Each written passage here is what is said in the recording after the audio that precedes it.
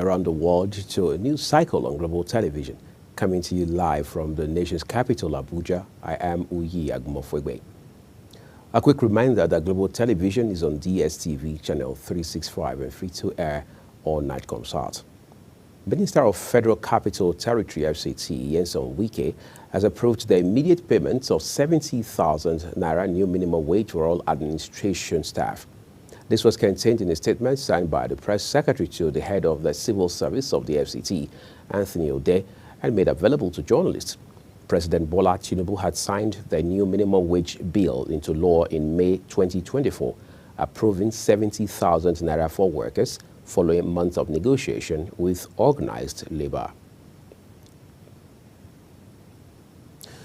Minister of Education Dr. Tunji Alausa has called on tertiary institutions and research institutes in Nigeria to conduct their teaching, research and innovation to address developmental challenges in the country. The minister made the call while declaring open a 4-day national research fair and exhibition organized by the Tertiary Education Trust Fund, TED Fund, at the Eagle Square in Abuja. Correspondent Ramsey Enoch Agbo was there for Global Television. The Minister of Education says the fair will be sustained as an annual national effort to sensitize Nigerians, most especially the youths, to take advantages of the outcome to participate in economic development. He calls on financial institutions, including commercial banks, to support government to strategically assist Nigerians establish small and medium enterprises to help home growth technologies. Sustaining the impact of the efforts will depend on the vigor of the national strategies to acquire technology and the investigation of the required technologies through timely commercialization and technology transfer. As leaders, we aspire to deliver goods, services, lifelong opportunities to prosper our people. We promise them clean water, food security, gainful jobs, adequate healthcare, good education, good roads, and so on. The Chairman, Board of Trustee, Tertiary Education Trust Fund, that is TED Fund, Right Honorable Aminu Bello Masari says the fund has committed huge resources into research and development, that is R&D programs, since its inception in 2011 in order to develop home-growth solutions from cutting-edge research in TED Fund, beneficiary institutions for national development. The objective of using funding to ameliorate some of the myriads of challenges bedeviling Nigerian public universities. In an address of welcome, the Executive Secretary of TED Fund, Aksoni Echono, emphasized the importance of research and innovation as critical to sustenance of any society. The ultimate objective is to translate research from Nigerian tertiary institutions into innovations, inventions, and solutions for practical application and commercialization. The National Research Fair and Exhibition, which opened today, is expected to end on the 21st of November 2024. Ramsey Enoch Agbo reporting for Global Television. Thank you, Ramsey, for your reporting. President Bola Tinubu has written to the National Assembly to seek the approval of a fresh $2.2 billion as a new external borrowing plan in the 2024 Appropriation Act. The President's request was contained in a letter read by Speaker of the House of Representatives, Tajuddin Abbas, during plenary. If approved, the loan will be used to part finance the budget deficit of 9.7 trillion naira for the 2024 budget. The President has also forwarded the 2025-2027 medium-term expenditure framework as well as the fiscal strategy paper to the National Assembly for consideration and approval. Tinubu also sent the National Social Investment Program Establishment Amendment Bill to make the social register the primary tool for the implementation of the federal government's social welfare programs. President Bola Tinubu has sent the name of Ondo Resident Electoral Commissioner Feyishimi Ibiyemi to the Senate for approval. He also submitted the names of two federal commissioners, Tukur Abdul Razak and Professor Sunday Aja. The Senate President, Godswill Akpabio, read the correspondence during plenary. The request has been referred to the Committee of the Independent National Electoral Commission, which is expected to review their nominations and report back promptly. Let's turn to Nigeria's southeast now. Anambra State Governor Chukwuma Soludo has presented a 607 billion naira 2025 draft budget proposal to the State House of Assembly. Presenting the budget to the House, Soludo, who labeled it Changing Gears 2.0 with an emphasis on acceleration and execution, stated that it represents a 48% increase compared to the 2024 budget of 410 billion naira. He also stated that the capital budget constitutes 77% of the total budget size, while recurrent expenditure accounts for 23%, reflecting the same ratios as in the 2024 budget. He also noted that the budget deficit is estimated at 148.3 billion naira, which is 24% of the budget compared to 30% in the 2024 budget. Edo State Governor Monday Okpebholo has announced plans to establish a commission of inquiry to address the protracted land dispute in Okoroma. The decision follows years of tension in the area after the previous administration, led by Governor Godwin Obaseki, had demolished houses in the community, claiming the land belonged to the state. In a statement issued by the governor's chief press secretary, Fred Itwa, Okpebholo met with community leaders, residents, and victims of the demolished structures in Benin City, the state capital. The government had insisted that the land was sold without proper authorization. No fewer than 25 persons have been confirmed dead as a result of a gastroenteritis outbreak, otherwise known as cholera, in 3 local government areas of Sokoto State, out of a total of 1,160 cases recorded in the state. State Commissioner of Health, Asabe Balarabe, disclosed these while speaking to newsmen, explaining that the state is treating 15 other victims of the outbreak on active cases from Sokoto North, Silame, and Kware local government areas. The 15 active cases, according to the commissioner, were diagnosed through laboratory tests based on culture and sensitivity. He said the state rescue team is collaborating with the state government to manage and forestall further spread of the dreaded disease. Nigeria has solidified its position as a leading source of international students in the United States, ranking 7th globally and 1st in Africa. This is according to the 2024 Open Doors reports on international education exchange. The U.S. Embassy disclosed this in a statement where it says for the 2023-2024 academic year, 20,029 Nigerian students enrolled in U.S. colleges and universities, marking a 13.5% increase from the previous year.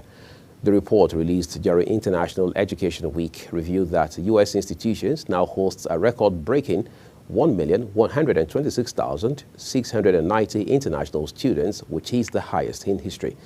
Nigerian students represent a significant share of this population, known for their academic excellence and commitment to higher education. The European Union says access to justice and care for survivors of sexual and gender-based violence in Nigeria must remain a top priority of government and everyone. Deputy Ambassador, European Union Delegation to Nigeria and the Economic Community of West African States, Zissimos Vergus, who stated this in Abuja during the 10th Network Conference of Sexual Assault Referral Centers, says the number of cases of sexual and gender-based violence that are prosecuted are few compared to the number of survivors. Vergus therefore called on the government to take ownership of the campaign against SGBV by allocating more funding and ensuring that sexual and gender-based violence at designated institutions have all it requires to address the needs of the people. He also urged Nigeria to work towards tackling the menace of sexual and gender-based violence against women and girls across the country. The Federal Road Safety Corps, FRSC Corps Marshal Malam Shehu Mohammed has directed the immediate clampdown on the proliferation of fake diplomatic and other unauthorized number plates as seen on some vehicles plying Nigerian roads. Mohammed said this in a statement issued by Corps Public Education Officer Olusegun Ogungbemide in Abuja. The Corps boss said that the directive had become necessary in line with his administration's proactive approach towards contributing to enhancing national security. He says these identified number plates were fraudulently produced by suspected criminals, as they were neither produced by any of the production plants of the FRSC in the country nor issued by the motor licensing authorities of state. You're watching the live broadcast of News Cycle on Global Television, coming to you from Nigeria's capital, Abuja, with Uyi Agmofwebe. When the news returns shortly, President Tinubu sacks Pension Transitional Arrangement Directorate's boss. Details of these, as well as foreign and sports stories for you, all after this break. Do stay with us.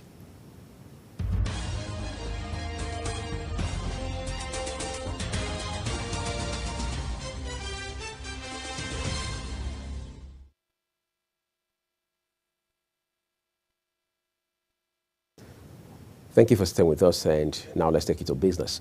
President Bola Tinubu has relieved Dr. Chioma Ejikeme of her duties. This is coming 13 months after she was reappointed for another 4 years in office as the Executive Secretary of the Pension Transitional Arrangement Directorate, PTAD. In a statement by Head of Corporate Communications Unit of Pension Transitional Agreement Directorate, Olugbenga Ajayi, the President announced that Tolulokpe Odunaya has been appointed the new Executive Secretary of the Directorate. The statement noted that Odunaya officially assumed office on November 18, 2024 at the Directorate headquarters. Odunaya succeeded Ejikeme, who served as Pension Transitional Arrangement Directorate Executive Secretary from August 2019 to November 2024. President Bola Tinubu has written to the National Assembly seeking approval of a fresh 1.767 trillion naira loan as a new external borrowing plan in the 2024 Appropriation Act. If approved, the loan will be used to part finance the budget deficits of 9.7 trillion naira for the 2024 budget cycle. And in a different development, the federal government says it plans to allocate a significant portion of its budget to debt servicing between 2025 and 2027, outpacing allocations for capital expenditure. This is based on the recently approved 2025 to 2027 medium-term framework and fiscal strategy paper, which projects debt servicing costs at 50.39 trillion naira for 3 years, surpassing the 48.93 trillion naira earmarked for capital expenditure. The rising debt servicing costs, which are expected to grow by 26.7% from 15.38 trillion naira in 2025 to 19.49 trillion naira in 2027, pose concerns about fiscal sustainability. Yola Electricity Distribution Company has announced the commencement of the deployment of 1,880 prepaid meters to Band A customers under the Meter Asset Fund scheme. The initiative targets Band A customers who ceased receiving electricity subsidies in April and aims to ensure accurate billing and improved customer satisfaction. The distribution process, which has received approval from the Nigerian Electricity Regulatory Commission, includes 1,500 single-phase meters and 380 three-phase meters. Installation will be carried out by approved vendors from November 18 to November 30, 2024. Bauchi State Governor Bala Mohammed has called on the federal government to explain reasons behind Nigerians' seizure to directly enjoy the country's oil and gas subsidies as it was before.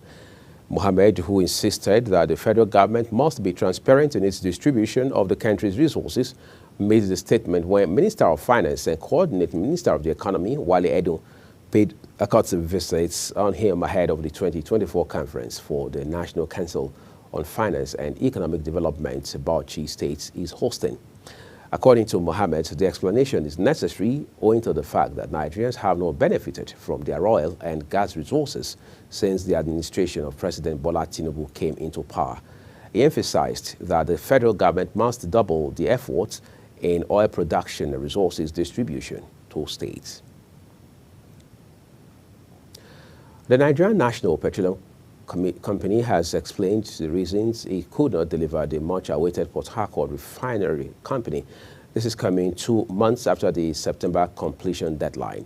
NNPC Chief Corporate Communications Officer Olufemi Shoneye, in an interview, says the company encountered risks and challenges while carrying out the rehabilitation, being a brownfield project. He says the NNPCL began the commissioning of critical equipment and processing units after the mechanical completion in Nigeria. Mechanical completion of the facility revamp was successfully achieved several months ago, marking a significant milestone in the project. He, however, stressed that work is being carried out to ensure the project's completion. Let's go foreign on the news for you. In a significant escalation of the conflict, Ukraine has used U.S.-supplied long-range missiles to strike a military facility in Russia's Bryansk region. This marks the first confirmed case or use of these weapons since Washington authorized their deployment. Russian Ministry of Defense stated that the attack occurred at 3:25 a.m. local time and it involved 6 ballistic missiles. While 5 were intercepted by Russian air defenses, debris from the 6th missile struck a military site, causing a small fire. The ministry reported no casualties or significant damage.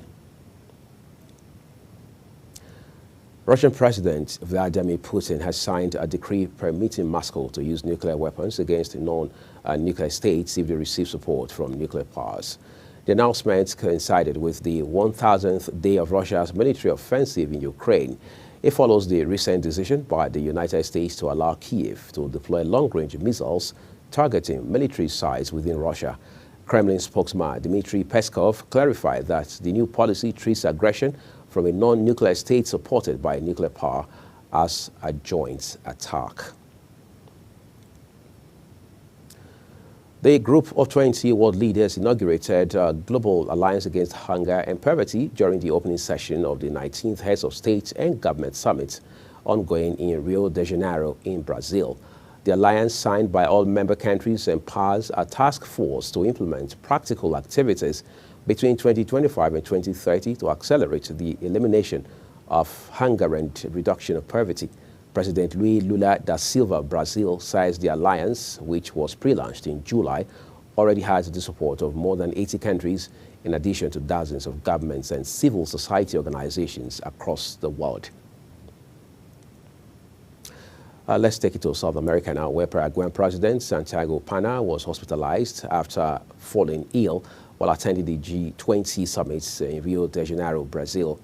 Paraguayan authorities made this known in a statement. According to the statement, the president was treated at the Samaritano Hospital in Rio de Janeiro due to an indisposition. 46-year-old Peña was taken to the Samaritano Hospital in the Botafogo neighborhood for treatment after experiencing what officials described as a malaise in the afternoon. In the medical bulletin, the hospital stated that Peña underwent diagnostic tests and his condition was later described as stable.